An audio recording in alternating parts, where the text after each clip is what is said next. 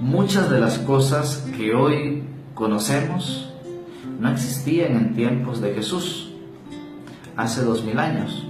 Por ejemplo, no existían estos medios, el internet, los teléfonos celulares, no existían los aviones y un largo etcétera. Y me atrevo a suponer, sin intención de hacer publicidad, si hubiera existido la Coca-Cola, muy probablemente Jesús la hubiera utilizado como ejemplo. Les explico por qué. El Evangelio de este día es Mateo 5, del 13 al 16. Jesús utiliza el ejemplo de la sal. Utiliza este ejemplo porque este ingrediente es sumamente importante en la época del Imperio Romano. De hecho, no existían las tarjetas de crédito o el dinero como hoy lo conocemos. Era más difícil. De hecho, cuenta la historia que a los funcionarios públicos se les pagaba dándoles un poco de sal. Porque la sal, recordemos, era sumamente importante. No había electricidad, no había refri para conservar los alimentos, solo era acompañándolos con sal. Por eso la sal era de vital importancia en todo hogar y era el pago que se les daba a las personas. De hecho, de ahí viene la palabra salario, darle sal a una persona. Pero dejemos la historia un poquito a un lado y concentrémonos en por qué Jesús utiliza este ejemplo. Jesús le dice a sus discípulos: ustedes son la sal del mundo. Es decir, los cristianos son aquellos que deben impedir que el mundo se contamine con el pecado. Los cristianos son aquellos que deben mantener el buen olor de Cristo en el mundo.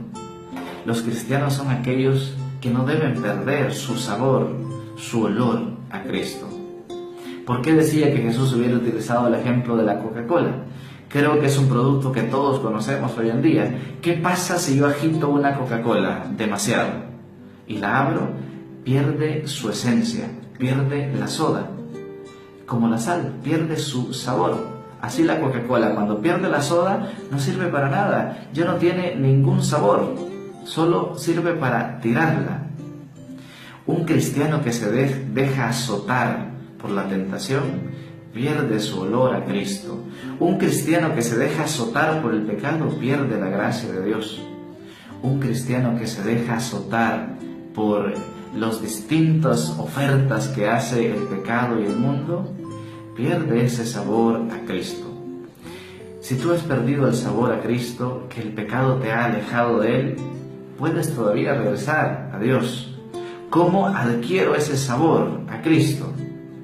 Con la asistencia asidua a los sacramentos, sobre todo la reconciliación y la Eucaristía, con la lectura orante de la palabra de Dios, no un bocadillo allá en épocas pretéritas, sino un banquete diario, la lectura de la palabra, la oración cotidiana, agradecerle a Dios, estar en constante comunicación con Él que es nuestro Padre y nos ama.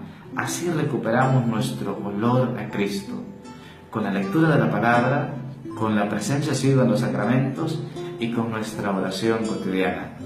Y curioso, cuando nuestra relación con Dios está bien, las demás relaciones con mi esposo, mi esposa, hijo, empleado, empiezan a estar bien. Pero cuando me alejo de Dios, cuando me alejo de la iglesia, cuando pierdo el sabor a Cristo, todas las demás relaciones también empiezan a perder su sabor. Es Cristo el que le da el sabor a nuestras relaciones. Que el Señor te bendiga.